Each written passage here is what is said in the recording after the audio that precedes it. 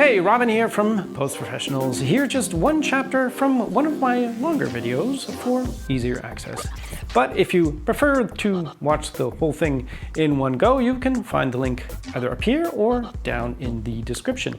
Either way, I hope you enjoy, and if you do and it was helpful, maybe do me a solid and give me a thumbs up, or even smash the old subscription button, which really helps the channel. Thanks, and now this. Moving on to Motion, the only other app that can compete with my utter fandom for Final Cut Pro 10. Even though it traditionally hasn't seen quite as much love from Apple as most users would like, including this time around, but I'll take what I can get. So what's happened? Well, 3D.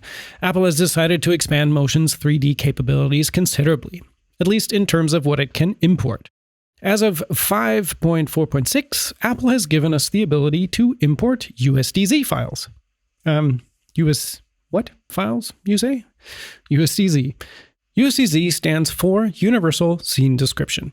It's a 3D exchange file format introduced by Apple in collaboration with none other than Pixar, and is primarily meant for use in the context of ARKit, Apple's augmented reality framework. A format that is in fact supported on iOS, macOS, and even tvOS. And while some of the most experienced 3D artists may not know much, if anything, about it, it's actually quite a brilliant format in comparison to some of the better known and more common formats such as OBJ, FBX, or the likes. Because while Pixar initially developed the format, Apple came along and added a Z, as in zipped, to it, which means it's a single file that contains everything you need from animation information to all the various textures, bump maps, etc. that you might need to properly render the scene. In other words, unlike so many other 3D exchange formats such as Wavefront's OBJ, for example, you don't have to deal with a folder full of endless models and texture files, but rather just one simple file that contains everything. Again, even any animation that may have been applied. For anyone interested in diving deeper into the USDZ format, I'll post some helpful links for you in the description, such as one to Pixar, to Apple's WWDC workshop on USD, and more. So let's jump into Motion and see what this is all about. I've just opened a simple project, and if we look into the Library tab, you'll see there's a new category, 3D Objects. And here you'll find over 50 models divided into 8 topics from education to transportation. So there's no more messing around with fonts, the only actual 3D objects up until now, to twist them into looking like something you might need as an object and trying to animate them. As with anything else in Motion's library, I simply drag them from here onto my canvas or click the Apply button at the top of the inspector to place them perfectly centered into the canvas. The vast majority of the standard models are static, but you will find the occasional animated model here and there. Since, as I explained before, USDZ files can maintain any animation exported with the file. For example, the helicopter under the transportation theme. Simply placing it into my canvas and hitting the play button shows the animation. And what's especially cool is that Motion will recognize if a model is animated and automatically set its timing end condition parameter to loop. Which means I simply import it and can extend it to whatever length I need, and it will automatically loop perfectly, as you can see by these little notches in the layers bar, which represent the loop points. But obviously I can animate any inanimate objects as well. For example, I simply used the Earth and the Moon from the 3D Education theme, the Starfield particle system, and just a couple of behaviors to create this fully 3D orbiting animation, which I'm pretty sure is scientifically incorrect in every possible way. And since this is 3D, I can use my camera to view the scene from any angle that I like. These objects also interact with Motion's lights, as everything else does that is in 3D space. So I can, for example, reset my camera with a double click, add a light, make it directional,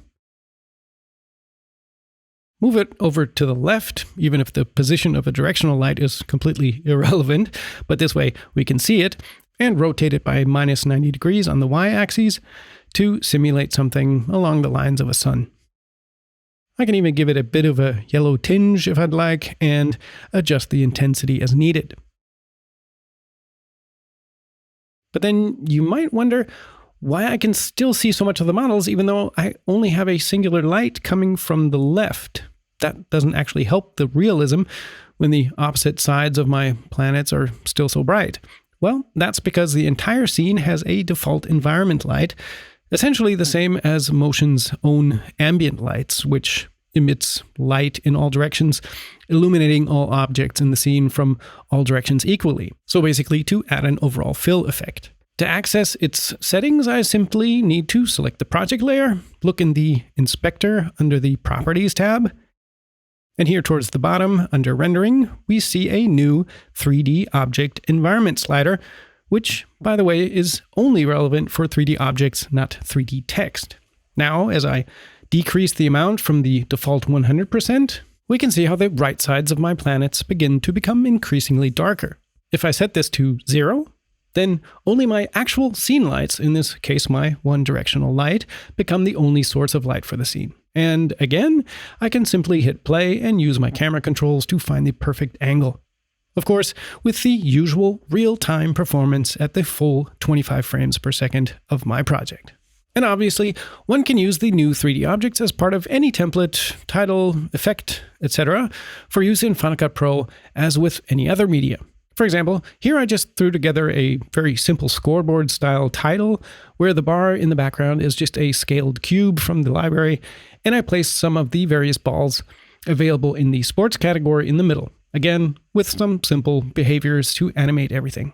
I even rigged all the balls into a pop-up menu, so if I switch to Final Cut and use this in my project, you can see that in the inspector I can switch to whatever ball, or rather sport, I happen to need at that moment. So I think this will spawn an awful lot of new ideas and templates and prove to be a great new option and addition to have, even though, yes, I'm sure this may not be the first feature that came to many people's minds when they were thinking of what could be new for motion. But again, I'd say this is the basis for some very cool stuff in the future. Of course, you might be asking yourself, where do I get content? Can I even get any content, or can I create my own if I want? Since just over 50 models isn't exactly a huge pool of material to work with. Or maybe you already have a big library of OBJ or GLTF models and would like to use those. Well, as far as sources for material are concerned, there are sites such as USDZshare.com. And I would highly recommend checking out Sketchfab.com because as of March 2020, every single downloadable model on Sketchfab, which works out to over 400,000 models, is now available in the USDZ format. This includes both free Creative Commons licensed models, of which there are a lot, by the way, as well as royalty-free models on the Sketchfab store. And as I've mentioned before, if they contain any animation, then that too is retained in the file. All you have to do is click the download link for any given file and select USDZ. Once downloaded, you can even preview USDZ files in the Finder with the spacebar, or rather with the Finder's Quick Look feature, as you can with OBJ files as well, by the way. Then simply drag the file directly into your canvas, extend if needed, and hit play. So I think you can see that this will open a whole new world of possibilities for creating amazing titles, templates, and more, without the need for any sort of plugin for distributing them to other users. But as with so many wonderful things in life, there are, of course, a few caveats and limitations to keep in mind. The biggest one for me being that these 3D models, much like the 3D titles that we are so very familiar with, unfortunately live in their own 3D space. In other words, the same way that 3D titles can't intersect or interact with 2D layers and elements, in a project, the 3D models you import can't occupy the same space as the 2D layers, nor 3D text objects. So if I add a 2D plane and a 3D text to my scene, and position the camera so that we can see their positions in relation to each other, you'll see that while pushing either through the 3D model, they never actually intersect with it, nor do they with each other. Another unfortunate detail, again similar to 3D text, is that 3D models also don't cast shadows. Unlike 3D text, which can at least cast shadows on other 3D text objects, 3D models don't cast shadows at all. So this scene, for example, that I put together just for giggles, that has a particle generator made of robots, which, by the way, actually plays at its full frame rate as well without rendering, of course, loses a bit of realism since the robots don't cast a shadow on the ground nor on each other. But then horses for courses, since Motion isn't a 3D app, nor is it intended to replace one. There are several options out there as far as that's concerned if that's something one needs. Be it you, for example, get MO2 from Motion VFX for internal 3D functionality, or even an app such as Blender, which is very powerful and even free for external 3D work that you can then import. Because Blender can, in fact, already export USD files. And there is even a free plugin to enable the direct import and export of USDZ files. Though my first few unscientific tests seem to show that animations appear to be lost upon import, so there might be some limitations, or it's simply user error, I don't know. And if you're already using some other 3D package, for example, Rhino, Maya, 3ds Max, or Fusion, then you can head over to simlabsoft.com where you can download specific plugins for those and other apps to enable USDZ export for them. Or even get the SimLab Composer itself, which looks pretty cool and can also export directly to USDZ. And then there are even a couple of possibilities from Apple themselves. If you're looking to create simple scenes, for example, you can use the free Reality Composer. Here you even have some fun physics and animation options to play with. And best of all, there's a pretty huge library of models that you can use. Even things such as different callout bubbles, furniture, and even entire houses and clocks that are surprisingly customizable. And when you're finished and you've enabled USDZ export in the preferences, you again just output whatever you have and simply drag the resulting file into Motion.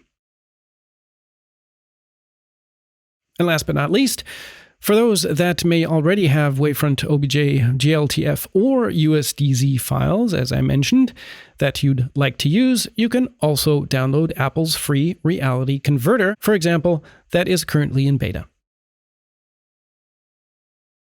With this, you simply drag your file into the window, and after it thinks about it for a little bit, you see your model. You can even edit materials if you like, and then simply export once again as a USDZ file.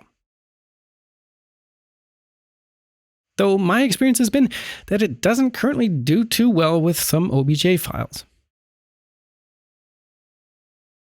But GLTF files seem to work very well. So again, I think you can see that this has the potential to add a lot of production value to your Motion projects, and with that, to Final Cut projects as well.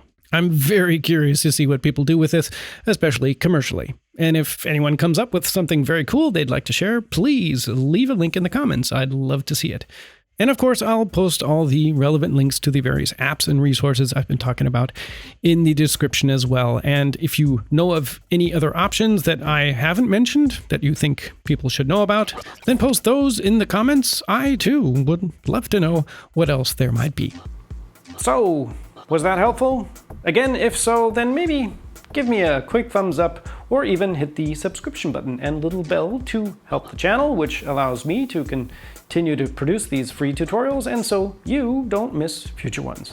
For that, a huge thank you in advance, and I hope to see you in the next one, or maybe in one of these videos that YouTube thinks you need to have seen as well. Either way, until then, take care.